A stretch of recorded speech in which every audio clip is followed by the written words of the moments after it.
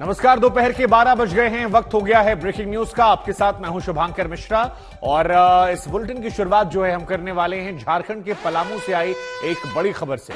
पलामू के पांकी में दो पक्षों के विवाद के बाद पत्थरबाजी आगजनी घटना हुई है और ऐसा बताया जा रहा है कि मस्जिद के पास तोरण द्वार बनाने को लेकर पहले विवाद हुआ और फिर उपद्रव शुरू हो गया। इस उपद्रव के दौरान पेट्रोल बम फेंकने की खबर आई है। हालात को संभालने के लिए पांकी थाना पुलिस मौजूद है। फिलहाल हालात पर काबू पाने के लिए 100 से ज्यादा जवान जो हैं वो तैनात कर दिए गए हैं। पत्थरबाजी में कहा जा रहा है कि 6 पुलिसकर्मी और ग्रामीण जख्मी हुए हैं।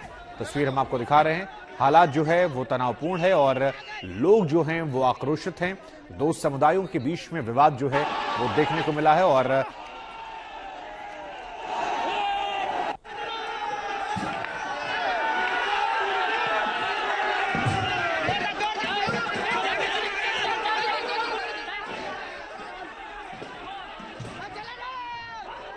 और इसी खबर पर ज्यादा जानकारी के लिए मेरे सहयोगी सत्यजीत जुड़ रहे हैं। सत्यजीत, कहा जा रहा है कि पहले कुछ बहस हुई, उसके बाद ये तनाव वाली स्थिति आ गई। क्या वजह रही कि जो दो समुदाय हैं उनके बीच में नफरत हिंसा जो है वो इस कदर देखने को मिल रही है?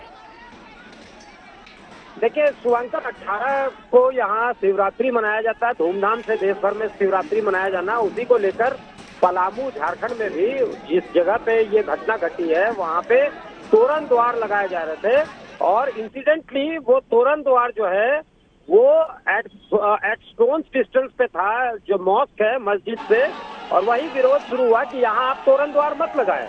और इसके बाद जो है यही बयान जो आया कि हाँ आप यहाँ तोरण द्वार ना लगाएं, इसने सेंटिमेंट्स को इवोक किया और उसके बाद दोनों पक्ष से दो समुदाय के बीच झड़प होने लगी। पहले जो है वर्बल डुएल हुआ, वर्बल के बाद ये कन्फ्रंटेशन के रूप में तब्दील हुआ, उसके बाद पत्थरबाजी होने लगी, आगजनी होने लगी। हालांकि अभी जो है जितने तमाम आला अधिकारी हैं, डीआईजी रैंक हो या फिर वहाँ पलामू के उपायुक्त ए डोडे, इसके अलावा जो है चंदन सिन्हा जो एसपी हैं, वो तमाम लोग वहाँ पे कैंप कर रहे हैं। अलग अलग थानों से फोर्स मंगा लिया गया है और फिलहाल जो है मैसिव डिप्लॉयमेंट किया गया है ताकि किसी तरह का कोई अनटूवर्ड इंसिडेंट जो है वो ना हो। हालांकि पहले ही जो है पत्थरबाजी और तमाम जो डिस्टर्बेंस है वो हो चुका है, लिहाजा अब प्रशासन जो है कॉशसली ट्रेड कर रही है। शुभांकर जी, तो जरा ये बताइए कि फिलहाल वहां पर स्थिति जो है वो तो हमें आप बता रहे हैं कि पुलिस प्रशासन मौजूद है, लेकिन क्या ये पूरी तरह से नियंत्रित है? कि आगजनी की तस्वीरें भी नजर आ रही हैं, गाड़ियां गिरी हैं जिसमें आग लग गई है, वो तस्वीरों में नजर आ रहा है। और कितने लोग ऐसे हैं जो जख्मी हुए हैं, कितनों की अवस्था गंभीर है? ये क्या अभी प्राइमा फेसाई बताया जा रहा है, 6-7 लोग जो है जख्मी हैं और उनका इलाज चल रहा है। उनको रद्द किया गया है हॉस्पिटल में, जो सामने का अस्पताल है वहाँ रद्द कर दिया गया है।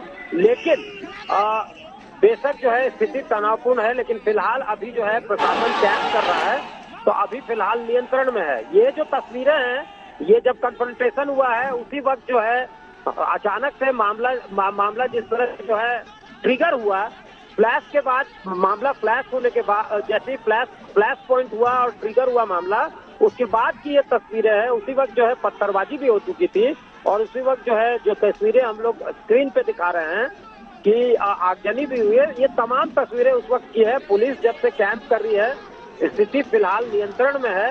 हालांकि तनाव दोनों पक्ष से बना हुआ है। इशू ऐसा है कि आप समझ सकते हैं दोनों तरफ का सेंटिमेंट कहीं ना कहीं है। इसमें यह कहा जा रहा है कि जब शिवरात्रि है तो क्यों रोका जा रहा है तोरण द्वार से एक पक्ष की तरफ से, दूसरे पक्ष की तरफ से ये कहा जा रहा है कि यहाँ से थोड़ी दूर पे लगाने को कहा गया था, लेकिन मसला जो है बढ़ता चला गया और उसकी परिणति जो है ये देख सकते हैं कि सॉर्ट ऑफ क्लैश जिसको कहा जा सकता है वहां तक जा पहुंची बात। जी, तो इस पूरे मामले को लेकर किसी की गिरफ्तारी भी हुई है? प्रशासन ने अब तक कोई कार्रवाई की है या किसी अज्ञात के नाम पर कोई कार्रवाई? क्योंकि तस्वीरों में तो नजर आ रहा है लोग पत्थर मार रहे हैं, डंडे मार रहे हैं, लड़ रहे हैं, झगड़ रहे हैं। बिल्कुल होगा शुभांकर, बिल्कुल ये उम्मीद लगाई जा रही है कि सीसीटीवी फुटेज को जरूर खंगाला जाएगा और वहाँ चूंकि बाजार का प्लेस है, हर जगह सीसीटीवी लगे हुए हैं, तो उसको प्रशासन जरूर खंगालेगी।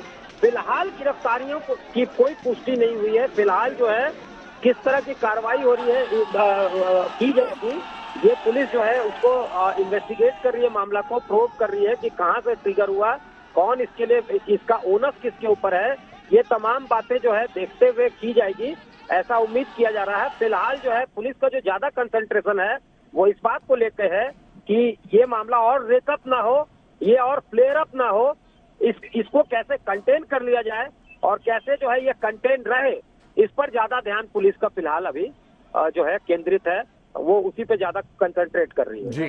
तो क्या हम ये कह सकते हैं कि फिलहाल पलामू में स्थिति जो है वो नियंत्रण में है, या फिर अभी भी वहां पर सेंसिटिविटी जो है वो बनी हुई है और अंदेशा है कि पुलिस प्रशासन अगर हटेगा तो यहाँ पर फिर ऐसी घटनाएं हो सकती हैं?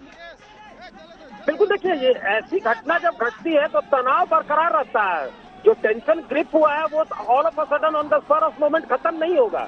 तो इसीलिए पुलिस को वहां पे 144 जो है वो प्रोमिलगेट कर दिया गया है, धारा 144 लगा दिया गया, यानी अब एक साथ 5 लोग जमा नहीं होंगे तो र्यूमर मॉन्गरिंग बंद होगा। यही तरीका होता है, प्रशासन इसी तरह से कंटेन करती है और इस मामले को लेकर समय बीत जाएगा तो नॉर्मली कंटेन करने का यही तरीका है।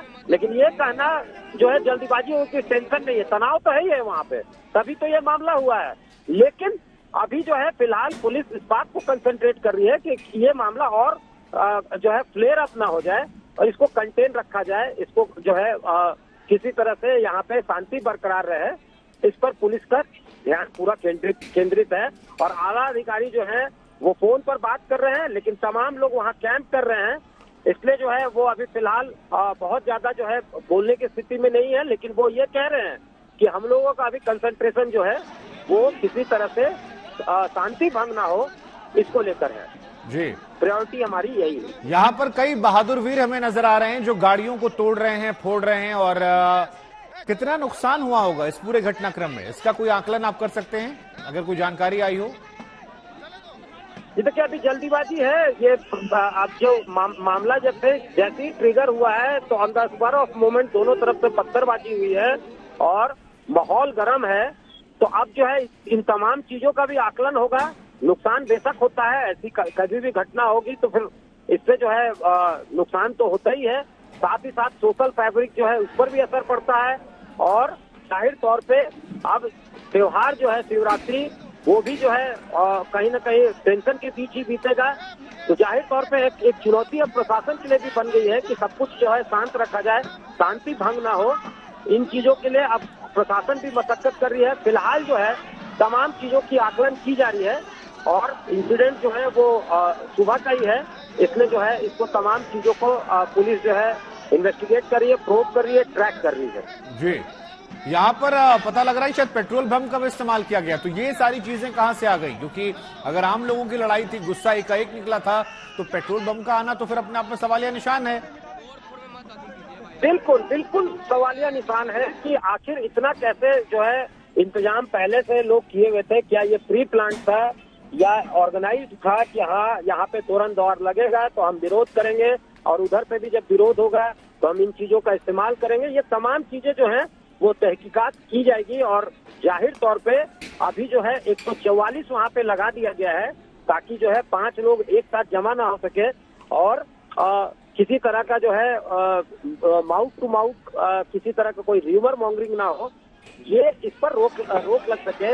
अब इस तमाम ध्यान जो प्रशासन का है वो ये है, जो हम लोगों की बातचीत हुई है डीआईजी से या फिर जो है एसपी से, उनका यही कहना है। जी, दोनों समुदायों के जो बड़े लोग हैं या समझदार लोग हैं, क्या उनकी तरफ से इस बीच कोई पहल नहीं की जा रही, या पुलिस प्रशासन नहीं कोशिश कर रहा कि दोनों समुदायों के जो कुछ लोग हैं उन्हें बुलाया जाए और ये कहा जाए कि अपने अपने समुदाय को समझाइए, शांति में ही सब कुछ रखा है?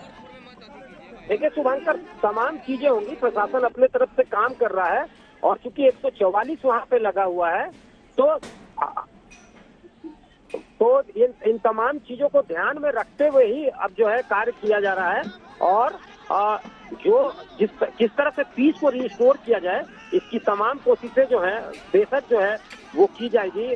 और प्रशासन जो है फिलहाल कैसे शांति बहाल रहे इस पर जो है ज्यादा ध्यान केंद्रित कर रहा है। और तम अभी और जो है इसके बाद जो है बाकी जो है पुलिस जो है बेशक जो है कैसे काउंसलिंग की जाए, कैसे जो है यहाँ पे शांति रहे, इसकी कोशिश अब पुलिस करेगी बेशक, ये ऐसा उम्मीद जरूर किया जा रहा है। ठीक है, आपका शुक्रिया। आप लगातार नजर बनाए रखिए, आपके पास फिर आएंगे जब कोई नई अपडेट आपके पास आएगी। फिलहाल ये तस्वीरें हम दिखा रहे हैं, सर देखिए किस तरह से ये बहादुर वीर जो हैं अपना गुस्सा निकाल रहे हैं। दो समुदाय के बीच विवाद और गाड़ियों की तोड़फोड़, पत्थरबाजी, पेट्रोल बम का इस्तेमाल, ये सारी तस्वीरें जो हैं ये झारखंड के पलामू से आई हैं, जहां पर शिवरात्रि के पहले ये विवाद हुआ है और इस विवाद में सामान जो है उससे काफी नुकसान पहुंचा है, ऐसा यहां पर प्रतीत हो रहा है। 6 लोग घायल भी हुए हैं जो अब तक जानकारी आई है, हालांकि आंकड़ा बढ़ भी सकता है। फिलहाल धारा 144 लगा दी गई है और पुलिस प्रशासन ये कह रहा है कि स्थिति को नियंत्रण में करने के लिए अतिरिक्त फोर्स बुलाई गई है। कोई भी व्यक्ति अब नियम कायदे कानून का उल्लंघन करेगा तो उस पर सख्त कार्रवाई की जाएगी।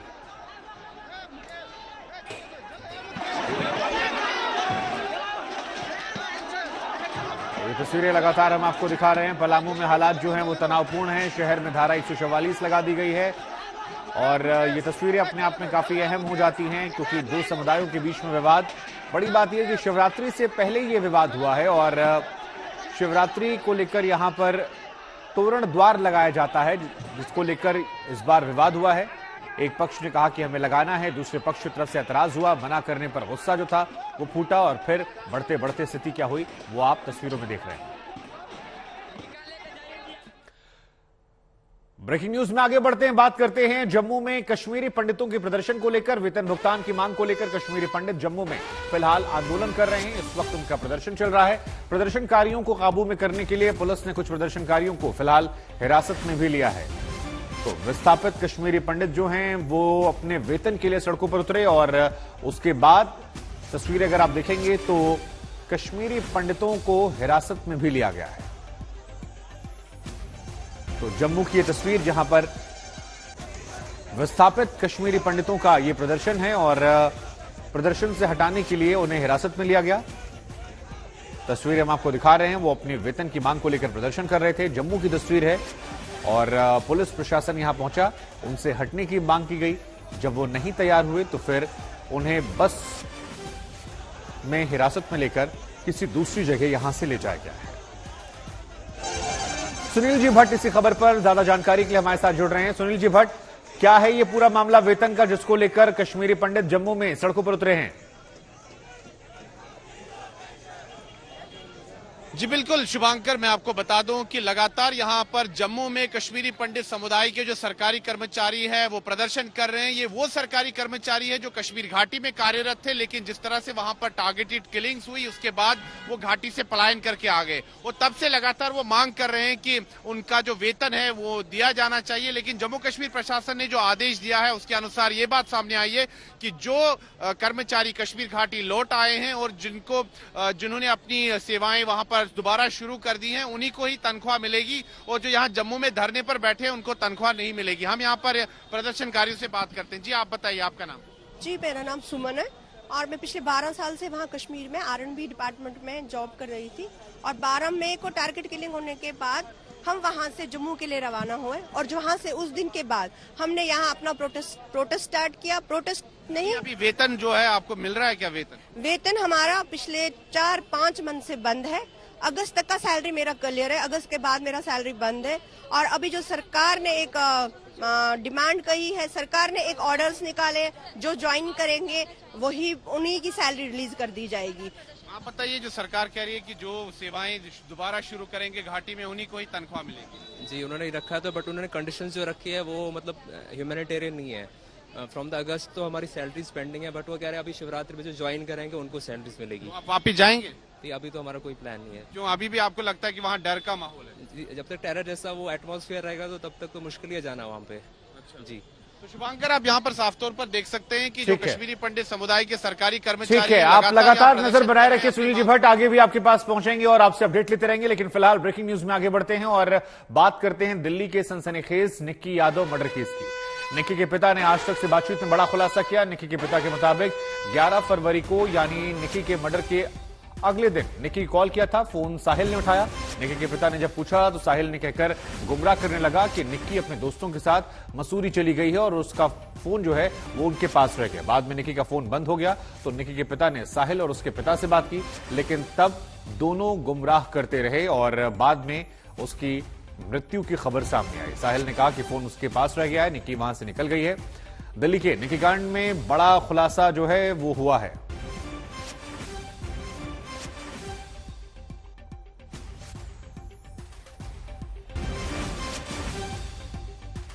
सर, ये आपको जानकारी मिली कि निक्की की हत्या कर दी गई है? कल सुबह मिली जी। किसने बताया था? वो पुलिस वालों को फोन आया था, क्राइम ब्रांच। अच्छा सर, पुलिस क्राइम ब्रांच का कहना है कि जो निक्की है, साहिल है, वो दोनों एक दूसरे को 2018 से जानते थे और दोनों ही के परिवार वालों को इसकी जानकारी थी, इस रिलेशनशिप की। तो आप लोगों को कोई जानकारी नहीं दी, हमें कोई जानकारी नहीं दी। अच्छा, दूसरा ये भी कि जो निक्की है वो गोवा जाने वाली थी 10 फरवरी को, उसने फ्लाइट का टिकट भी बुक करा लिया था। हमें नहीं पता जी कुछ भी। सर, अब ये जो घटना हो गई है तो आपकी क्या मांग है, क्या चाहते हैं सर? हमारी तो मांग ये है जी, हमारी बेटी का कत्ल कर दिया गया तो उसको सजाए मौत होनी चाहिए। क्राइम ब्रांच ने आपको कल जब फोन किया था तो क्या आपको जानकारी दी थी? हमारे को यही बोला कि भाई यहाँ बिंदापुर थाने में आ जाओ, मेरे को फोन करके बोला। अच्छा, फिर मैं वहां गया। वहां से मेरे को इधर ले आए अपना मित्राऊ में, जहाँ पे उसकी हत्या करी गई है लड़की की। अच्छा, वहां लाके मेरे को बोला क्या नाम है, एक बार हॉस्पिटल चलना पड़ेगा, एक डेड बॉडी मिली हमें, आप एक बार उसको पहचान लोगे, वो आपकी बेटी तो नहीं है जी। फिर मेरे को यहाँ राव तुलाराम अस्पताल में लाया गया, यहाँ पे मुजफ्फरपुर में जी। आज मैंने देखा तो मेरी बेटी की डेड बॉडी थी। क्या साहिल गहलोत को आपके सामने लाया गया? नहीं लाया गया बिल्कुल भी, है? नहीं लाया गया सर। तो क्या आपको ये बताया गया कि किस तरह से उसने हत्याकांड को अंजाम दिया? ये पुलिस को आपको पुलिस ने बताया ये बात? हाँ, पुलिस ने मेरे को फिर बाद में जब मैं उधर वापस गया तो बताया कि ये मित्राऊ का लड़का है, इसने तुम्हारी बेटी का हत्या करके और 4 दिन से अपने ढाबे में फ्रिज में छुपा रखा था। तो आप लोग ये बिल्कुल नहीं जानते थे कि आपकी जो बेटी है वो साहिल गहलोत से मिलती है या कोई इस तरह का रिलेशन है? नहीं जी, हम बिल्कुल नहीं जानते थे इस बारे में। क्योंकि पुलिस का ये कहना है कि ये लोग लिविंग में भी रहते थे उत्तम नगर इलाके में। नहीं जी, हमें नहीं पता इस बारे में बिल्कुल भी। सर, अब जब ये आपको पता चला है कि आपकी बेटी की हत्या की, फ्रिज में रखा, तो अब आगे आपका कोर्स ऑफ एक्शन क्या होगा? आप क्या चाहते हैं अभी? हम तो यही चाहते हैं जी, कोर्ट से यही गुहार लगाते हैं कि इसको भी सजाए, फांसी की सजा होनी चाहिए। क्या आपकी बेटी क्या यहाँ पर कोर्स कर रही थी? कितने साल से दिल्ली में रह रही थी? सर, इंग्लिश ऑनर से कोर्स कर रही थी गलगोटिया यूनिवर्सिटी नोएडा में। अच्छा, वो इंग्लिश ऑनर से एमए फाइनल में थी वो। अच्छा, तो कभी आपको नहीं बताया साहिल के बारे में या किसी चीज के बारे में या कोई? नहीं जी, हमें नहीं पता लगा कभी। या कभी डिस्टर्ब थी, परेशान थी? नहीं सर, कभी हमें तो कभी ऐसे कोई परेशानी नहीं लगी। और वो 15-20 दिन पहले घर पे भी आई थी तो 3-4 दिन रुक के भी गई थी, ऐसा कोई परेशानी वाली नहीं। वहीं आरोपी साहिल की कार जो है उसे पुलिस ने बरामद कर लिया है। हम आपको हमारे सहयोगी हिमांशु की एक रिपोर्ट दिखाते हैं। इस वक्त हम मौजूद हैं बाबा हरिदास नगर पुलिस स्टेशन में और ये जो गाड़ी आप सफेद रंग की देख रहे हैं यही वो वर्ना कार है जो साहिल गहलोत की है। ये गोवा का रजिस्ट्रेशन नंबर है, आप देखिए। इसी गाड़ी में वो रात में घूम रहा था 9 और 10 की रात, और उसके बाद उसने कॉल करके निक्की यादव को बुलाया। निक्की यादव जब पहुंचती है तो इसी गाड़ी में दोनों दिल्ली की सड़कों पर घूमते रहते हैं। 9 तारीख को इसकी सगाई हो गई थी साहिल गहलोत की, लेकिन 10 को शादी थी। जब ये जानकारी निक्की को लगी तो निक्की और साहिल के बीच झगड़ा शुरू हो गया और निक्की लगातार दबाव बना रही थी। अब पुलिस को यह कहना है कि इसी दौरान जब झगड़ा हुआ तो गाड़ी के अंदर ही जो मोबाइल का चार्जर होता है उसके तार से गला दबा करके हत्या कर दी। और उसके बाद आगे वाली सीट पे आप देखिए, जो आगे वाली आप सीट देख रहे हैं जहां पर आपको इस वक्त कुछ कपड़े नजर आएंगे, इसी सीट पर निक्की की लाश को लेकर के वो दिल्ली की सड़क पर घूमता रहा और काफी दूर तक घूमने के बाद वो मित्राओं गांव अपने उस ढाबे पे पहुंचा जो ढाबा पिछले काफी वक्त से बंद था, वहां पर वो इस गाड़ी को लेकर के पहुंचा और जो फ्रिज था उसके ढाबे में, क्योंकि उसे पता था कि वहां पर उसने जो फ्रिज रखा है उस फ्रिज में उसने ले जा करके बॉडी को छिपा दिया। भारत का यूपीआई पेमेंट सिस्टम दुनिया के कई देश अपनाने के लिए तैयार हैं। सिंगापुर से इसकी शुरुआत होने वाली है, जिसके बाद करीब 13 देशों में यूपीआई पेमेंट सिस्टम का इस्तेमाल शुरू हो गया। भारत की डिजिटल इंफ्रास्ट्रक्चर मुहिम के लिहाज से इसे एक बड़ी सफलता माना जा रहा है। वैश्विक अर्थव्यवस्था को डिजिटल बनाने में भारत बड़ा रोल अदा करने को तैयार है। इसकी शुरुआत में दुनिया भर के लोगों को डिजिटल ट्रेनिंग देने के साथ ही ग्लोबल डिजिटल इंफ्रास्ट्रक्चर खड़ा करने की भारत अगुवाई करेगा। 13 देश भारत के यूपीआई पेमेंट सिस्टम को अपनाने के लिए तैयार हो गए हैं। टेलीकॉम, इलेक्ट्रॉनिक्स और आईटी मंत्री अश्विनी वैष्णव के मुताबिक जल्द ही सिंगापुर में यूपीआई पेमेंट सिस्टम शुरू हो जाएगा। करीब 13 देशों ने ऑलरेडी एमओयू साइन किए हैं। अभी तक 13 कंट्रीज हैव साइंड एमओयूज। बहुत कंट्रीज ने इसको एक अलग मॉडल की तरह देखा है, और जैसे सिंगापुर ने तो ऑलरेडी फुल्ली इंटीग्रेट कर दिया है, कंप्लीट इंटीग्रेट कर दिया है। और भी कई देश ऐसे हैं जो तुरंत अपने पेमेंट सिस्टम को यूपीआई के अंदर इसका इंटीग्रेशन कर रहे हैं। यूपीआई को लेकर भारत की तरफ उम्मीद भरी नजरों से देख रहे दूसरे देशों के लिए यहां पर आने की वजह है भारत में डिजिटल इकोसिस्टम सभी के लिए खुला हुआ है। ऐसे में सिंगापुर ने यूपीआई के साथ खुद को जोड़ने का काम पूरा कर लिया है। भारत को छोड़कर दूसरे देशों में डिजिटल इकोसिस्टम में कुछ कंपनियों का ही एकाधिकार है। सिर्फ भारत में डिजिटल इकोसिस्टम सभी के लिए खुला हुआ है, तभी गूगल ने अपने पेमेंट सिस्टम को छोड़कर यूपीआई को अपनाया है। गूगल ने अमेरिका फेडरल से कहा कि भारतीय पेमेंट सिस्टम लोकतांत्रिक तरीके से चलता है और 2 रुपए से लेकर 2 लाख रुपए तक का ट्रांजैक्शन महज 2 सेकंड में किया जा सकता है। अगर डिजिटल अर्थव्यवस्था के ग्लोबल आकार को समझा जाए तो G20 समूह से जुड़े डिजिटल इकोनॉमी वर्किंग ग्रुप यानी DEWG के मुताबिक वैश्विक स्तर पर 11 लाख करोड़ डॉलर की इकोनॉमी है और 2025 तक ये 23 लाख करोड़ डॉलर की हो जाएगी। इस बार के बजट में जिस तरह डिजिटल इंफ्रास्ट्रक्चर के साथ ही फिजिकल इंफ्रास्ट्रक्चर के लिए बड़े पैमाने पर ऐलान किए गए हैं, उससे जानकारों की उम्मीद है कि देश की अर्थव्यवस्था बड़ी छलांग लगाने को तैयार है। मेरा ये मानना है कि इस तरह के प्रोग्राम चलाने से यूथ को एक एनकरेजमेंट मिलती है, क्योंकि यहाँ पर हमारी कंट्री के अंदर एक अब तक का जो सेटबैक रहा था वो ये रहा था कि भी इन्वेस्टमेंट्स का जो पार्ट है वो कहीं ना कहीं लैग कर रहे थे हम लोग, जो कि फॉरेन कंट्रीज के अंदर काफी प्रचलित है। अच्छा, अब देखा यह जाता है कि जैसे चाइना एक तरह से ग्लोबल मैन्युफैक्चरिंग हब बना हुआ था, तो इस तरह के एलोकेशन प्रोग्राम होने से, मतलब जिसमें हम इतनी बड़ी एलोकेशन मैन्युफैक्चरिंग को देने जा रहे हैं, उससे इंडिया को भी हम एक बड़ा manufacturing hub of the world मान सकते हैं कि आने वाले समय में वो हो जाए। इंफ्रास्ट्रक्चर डेवलपमेंट किसी भी देश की इकोनॉमिक ग्रोथ की चाबी होती है, इसलिए उसके बजट बढ़ाया गया, जिसका स्वागत है। तीव्र गति से बदलते हुए माहौल में डिजिटल इंडिया को हम शिक्षा और इलेक्ट्रॉनिक्स के द्वारा ही उसको सफल कर पाएंगे, इसलिए उसमें बजट बढ़ाया गया। हम स्वस्थ रहेंगे तो सब कुछ कर सकेंगे। अगर बात करें डिजिटल इंफ्रास्ट्रक्चर की, तो डिजिटल पब्लिक इंफ्रास्ट्रक्चर, साइबर सुरक्षा, डिजिटल इकोनॉमी और डिजिटल ट्रेनिंग को वैश्विक स्तर पर बढ़ाने को लेकर भारत तैयार है। आज तक ब्यूरो। झारखंड के पलामू से खबर बड़ी आ रही है। पलामू के पांकी में 2 पक्षों के विवाद के बाद पत्थरबाजी आगजनी घटना हुई है और बताया जा रहा है कि मस्जिद के पास तोरण द्वार बनाने को लेकर पहले विवाद हुआ, फिर उपद्रव हुआ और इसके दौरान पेट्रोल बम फेंकने की खबरें हैं। अब पेट्रोल बम को लेकर सवाल ये खड़ा होता है कि क्या ये पहले से तैयार किया गया ये मामला था। फिलहाल हालात को संभालने के लिए पांकी थाना पुलिस मौजूद है। हालात पर काबू पाने के लिए 100 से अधिक जवान तैनात हैं। पत्थरबाजी में 6 पुलिस वाले और ग्रामीण जख्मी हुए हैं। तो बड़ी जानकारी जो है वो निकल कर आ रही है। तोरण द्वार पर झगड़े को लेकर विवाद हुआ था और पहले कहा सुनी नहीं, फिर दोनों पक्ष जो थे वो भिड़ गए।